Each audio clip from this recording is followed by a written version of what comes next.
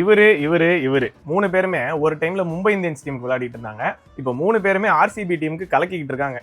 இவரு மும்பை இந்தியன்ஸ்ல இருக்கும்போதே மஜாவான பிளேயரு. நிறைய மேட்சஸ் மும்பை இந்தியன்ஸ் ஜெயிக்க வச்சிருக்காரு. இப்போ ஆர்சிபிக்கு போய் இன்னும் அப்கிரேடட் பிளேயரா மாறிட்டாரு. இவரும் மும்பை இந்தியன்ஸ்ல இருக்கும்போது கொஞ்சம் ஆவரேஜான பிளேயரா தான் இருந்தாங்க.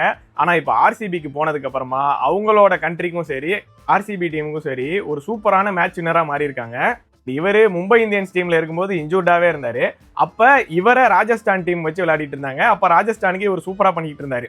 இப்ப இவரு ராஜஸ்தான்ல இருக்காரு, சூப்பர் ஃபிட்டா இருக்காரு, நல்ல பேஸ்ல நல்ல கன்சிஸ்டன்சில சூப்பரா பவுலிங் போட்டுட்டு இருக்காரு.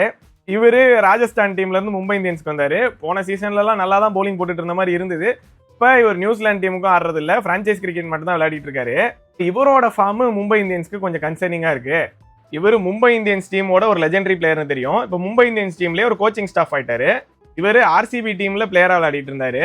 இப்போ ஆர்சிபி டீமோட முக்கியமான ஒரு கோச்சிங் ஸ்டாஃபா இருக்காரு.